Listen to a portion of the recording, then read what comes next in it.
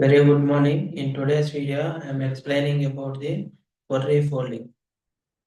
So first we understand what is query folding, why is query folding is important, and uh, what happened with we follow query folding, what happened without query folding, how to check query folding, what are the transformations that support query folding, what are the transformations that break query folding, what is the key tip to follow query folding. These all are discussed in today's video. So query folding means the transformation steps applied in the Power Query are translated back into the source system. By doing this, the transformations done in the Power Query are done with the source system. By doing this, the data load is reduces on the Power BI. This helps to improve the performance of the Power BI report. So you must follow query folding. Here, query folding is a process in Power Query. Query folding is one of the process in Power Query where the transformations we apply you apply to your data are translated into a query that turns directly on the data source. This is the complete definition of the query folding. Query folding is a process in Power Query where the transformations we apply to the data are translated into a query that runs directly on the data source like SQL Server or any query folding is supported by only data source systems like SQL Server, Oracle, Snowflake.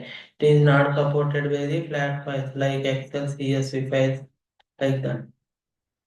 This makes the by doing query folding, the process is more efficient because the heavy work is done by the database instead of your computer.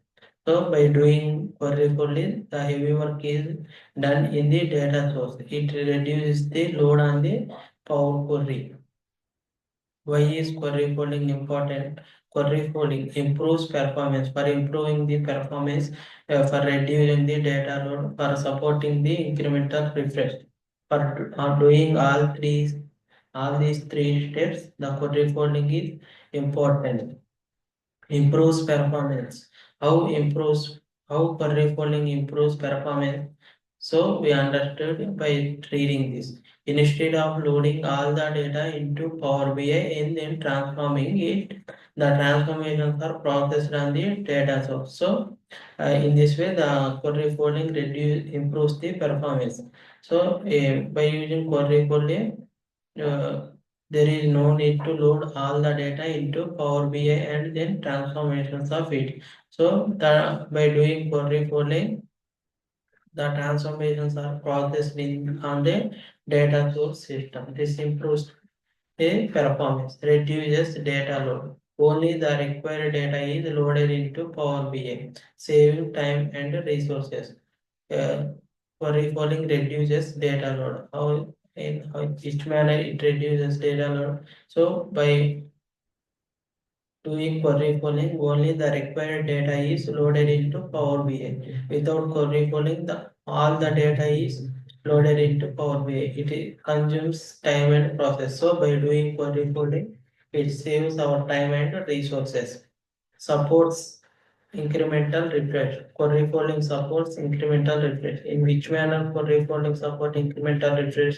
So query folding is necessary for incremental data refresh in Power BI.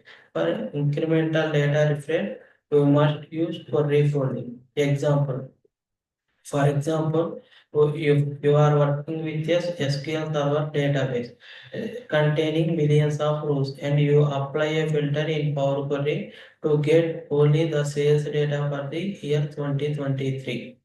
For example, if we are working with SQL Server database, a table that contains millions of rows, and you apply a filter. If we want to apply filter on the sales table to get only the sales data for the year 2023 with query folding.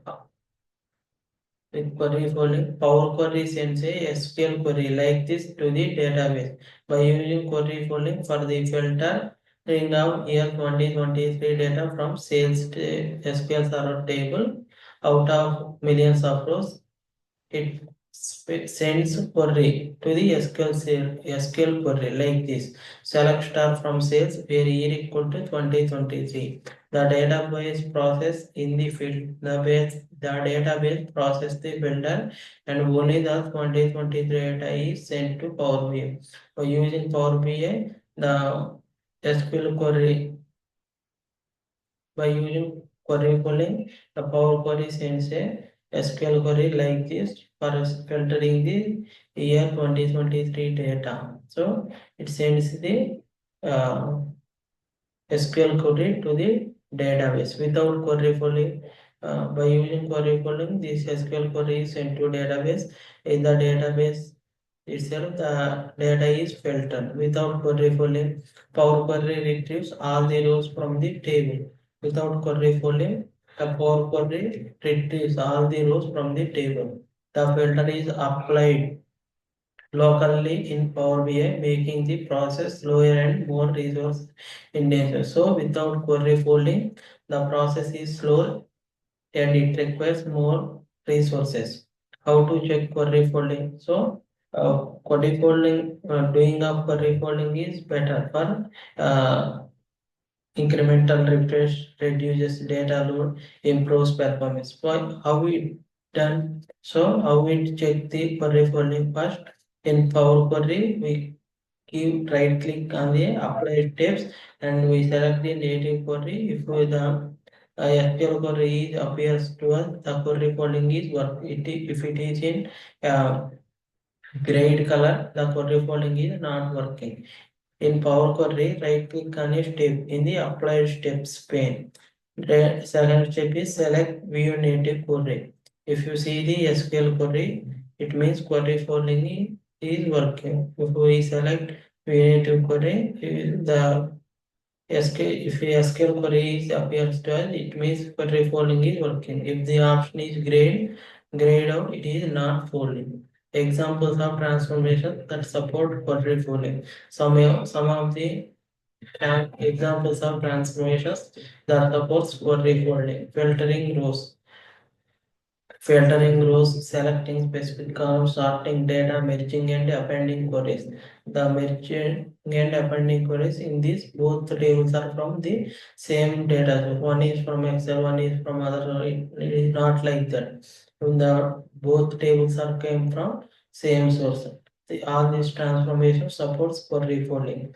Transformations that break query folding. There are also some transformations that break the query folding. They are adding custom columns with complex logic. Adding custom columns with complex logic breaks the query coding. Using non-native functions or transformation. Usage of non-native functions or transformations uh, break down the query coding. That by means that Power Query cannot translate into a source query. By this, the query for these steps break down the query coding. Key tip.